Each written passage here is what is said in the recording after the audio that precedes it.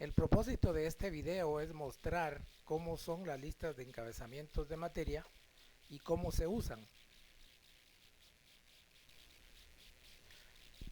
Las listas de encabezamientos de materia han habido varias a lo largo del último siglo, se puede decir.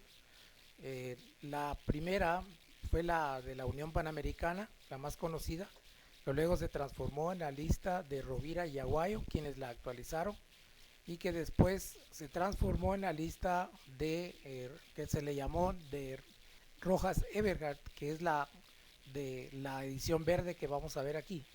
Luego apareció la última, que es la más actualizada, la de Armark, que es la de pasta roca, que estamos viendo acá también.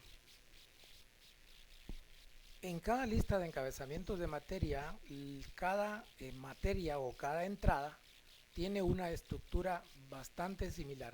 Aquí tenemos un ejemplo de electrónica-mediciones. Podemos ver que tiene diferentes abreviaturas debajo del término principal que aparece en letra negrita. Esto lo vamos a ver enseguida en más detalle. Aquí tenemos un ejemplo completo de cómo está armada una entrada dentro de la lista de encabezamientos de materia. Aparece el término autorizado en letra negrita, como ya expliqué. Luego aparece el término en inglés. Esto es necesario porque a veces en castellano las palabras se expresan los conceptos se expresan con diferentes palabras, y entonces el inglés nos permite uniformizar cuál es el concepto que estamos catalogando. Luego se pueden ver las diferentes abreviaturas. Término general, que es un término más amplio que el término que se está viendo. Luego términos estrechos, que son términos que están relacionados pero que son más estrechos en su amplitud, en su significativa. Por ejemplo, término general podría ser animales, pero un término estrecho sería una clase de animal, por ejemplo, caballos o vacas o por el estilo. Luego tiene términos relacionados, por ejemplo, con animales, pues está aves, está mamíferos, que son las diferentes clases, ¿verdad?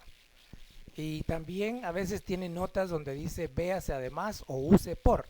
Esos son términos que no se usan, que la tabla no permite utilizar y que hay que utilizar el término que está en negrita. En este ejemplo podemos ver una página de una lista de encabezamientos de materia. Generalmente las páginas de las listas de encabezamientos tienen 2 o 3 columnas en donde aparecen los términos en orden alfabético de arriba a abajo y de izquierda a derecha. En el orden alfabético de los términos de las listas de encabezamientos aparecen a veces llamadas como estas que se ven en la ilustración. Por ejemplo, dibujo publicitario, véase arte publicitario. Dibujo rupestre, véase pintura rupestre o use por. Quiere decir que el bibliotecario no va a utilizar dibujo publicitario, sino que va a asignar arte publicitario. Tampoco va a usar dibujo rupestre, va a asignar pintura rupestre. Bajo algunos o bastantes de los encabezamientos aparecen lo que se llama notas de alcance, como la que se ve en esta ilustración. Son notas explicativas de cuál es la cobertura que tiene el término. Por ejemplo, aquí dice dibujo por computador, lo vamos a asignar a las obras que se refieren al uso de gráficos por computador para la creación de diseños artísticos. Pero si el libro se refiere a obras sobre la técnica para producir dibujos, entonces tendríamos que asignarle gráficos por computador.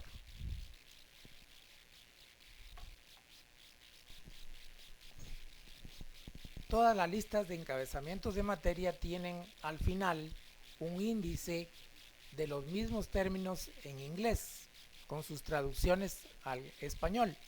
Esto porque muchas veces nos toca clasificar libros en inglés, y también para estar seguros de que estamos asignando el término correcto y usamos el inglés como lengua de referencia para comprender el alcance del término que estamos asignando.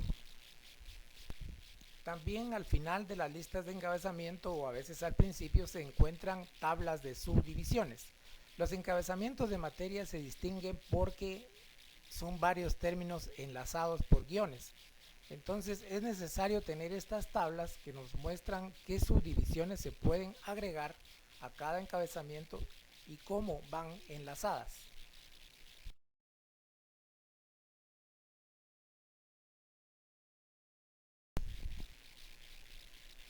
Una de las subdivisiones más comunes que se asignan a muchos términos son subdivisiones geográficas.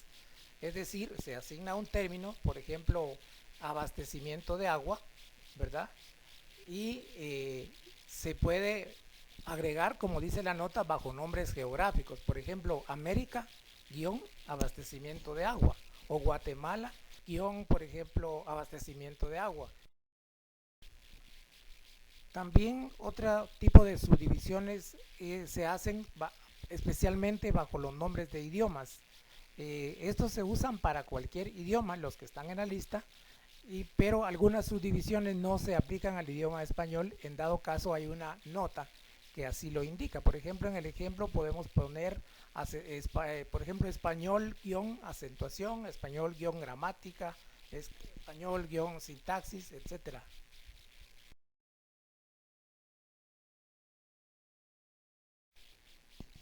Y finalmente los encabezamientos también tienen subdivisiones generales. Estos se usan generalmente en donde se indica que se pueden utilizar. Por ejemplo, en el ejemplo abastecimiento de alimentos se dice que se puede usar bajo guerras. Por ejemplo, Segunda Guerra Mundial, abastecimiento de alimentos.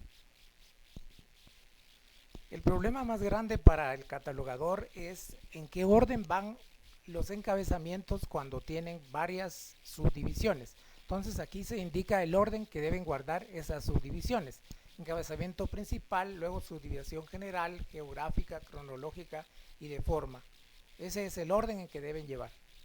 Por ejemplo, biología, historia, México, siglo XXI, que significa biología general, historia, México es lugar, siglo es época y forma, manuales.